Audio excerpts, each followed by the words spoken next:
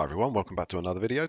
Today I'll break down more news concerning Microsoft's VR ambitions, cancelled projects, new integrations, and what this all means for the possibility of VR on Xbox. So it would appear from reports across the internet that Microsoft has cancelled further development of the HoloLens product range except for those devices and services currently being developed for the US Army.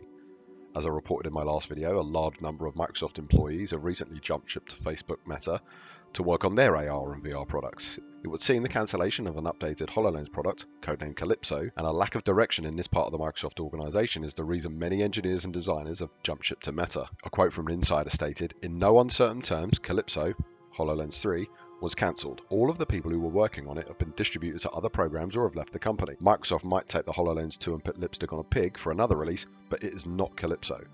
So it would appear that the future of consumer-focused efforts have been moved to a collaboration between Microsoft and Samsung, codenamed Project Bondi. Well, what do we know about Project Bondi so far? Well, right now there are a few details, but the first is that this is a collaboration between Samsung and Microsoft. If this seems like a strange pairing, it shouldn't, as Samsung and Microsoft have a long-term partnership in the mobile space with Office apps and services coming pre-installed on Samsung phones and the Your Phone app in Windows working best with Samsung Galaxy phones. Samsung ended their own cloud storage option for phone users, with Microsoft's OneDrive being touted as the preferred destination for users' files. Project Bondi was described by the insider as intended essentially as a set of screens in a headset with a Samsung phone in your pocket operating as a computer, similar to the way an Apple version of mixed reality headset is rumored to work. Now, all of this comes from Business Insider. This aligns with the news that we covered in our previous video regarding the partnership between Qualcomm and Microsoft to develop chips for lightweight glasses. They announced during CES, "We're announcing that we're developing a custom augmented reality Snapdragon chip for next generation power efficient, very lightweight AR glasses for the Microsoft ecosystem." That came directly from the Qualcomm CEO. The description of very lightweight glasses certainly aligns with the Project Bondi announcement that will require a Samsung phone in your pocket. Now, this moves some of the processing power and battery to a device you already own and will allow the glasses component to remain lightweight. These announcements are indeed aligned, and we could surmise that Samsung designed the hardware, including the display and the sensors. Qualcomm designed the chips, and to round out the package, Microsoft brings its operating system, cloud, and AI expertise, although whether any such device runs a Windows variant or Android remains to be seen.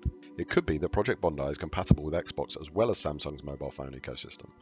This would make sense to me, as the limitations that mobile on-the-go devices have aren't present with devices tethered to a games console and primarily used in living rooms and bedrooms. Or it could be that Microsoft see Bondi as a way into the mobile space, which it currently has no meaningful presence in. Where does this mean Xbox VR is headed? So I'd like to talk about some of the comments that Phil Spencer made previously that make me think we're more likely to see a marketplace for headsets rather than Xbox leading the charge by developing its own hardware. He said to the Wall Street Journal in 2021, "I think that when we think about immersion, we think about mixed reality and virtual reality. I'll even take it to the metaverse, which seems to be the buzzword of the day now. We're big believers in the software platform and devices that will enable that, absolutely. But we're focused a lot more on the software side right now. When we think about immersive worlds and I think about the connection of a player and a community, that's something that's very high on our investment list." Spencer also acknowledged the work being done in the VR space. "I think that the hardware innovation that's happening is great and it's an important enabler, but right now I'm deciding to stay more on the software side of that enablement."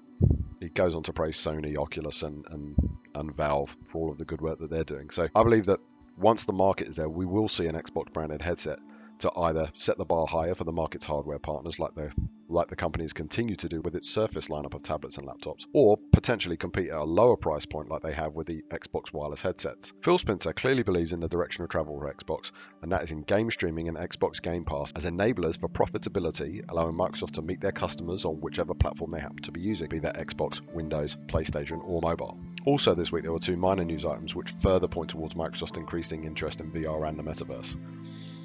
There are numerous reports this week of predictions for increased headset sales, with growth expected to increase 36 year on year and further increase in 2023. Now, that's good news for anybody interested in virtual reality on the Xbox, because as the market grows, the reasons for Microsoft to continue to ignore this segment become smaller and smaller. From the report, headset shipments are projected to reach 14.19 million units in 2022 from 9.86 million units last year on the back of the metaverse buzz. According to the research firm TrendForce, the 36 projected growth can be chalked up to the price drop of Meta's Oculus Quest 2 and an increase in remote interactivity during the pandemic. Also this week, Microsoft announced that they're integrating Microsoft accounts into the AltSpace VR. They're positioning this integration as one based on security, especially for parents concerned about what their children are doing online. But it also shows Microsoft further aligning all of its software and services to AR, VR, and the metaverse. So let me know in the comments what you think might happen on Xbox and VR. Are we heading towards a time when a dedicated headset will be released? Or will we have to continue waiting for a broader Microsoft strategy to emerge regarding virtual reality gaming in the metaverse? Certainly going to be an interesting few months, and I'll see you in the next one.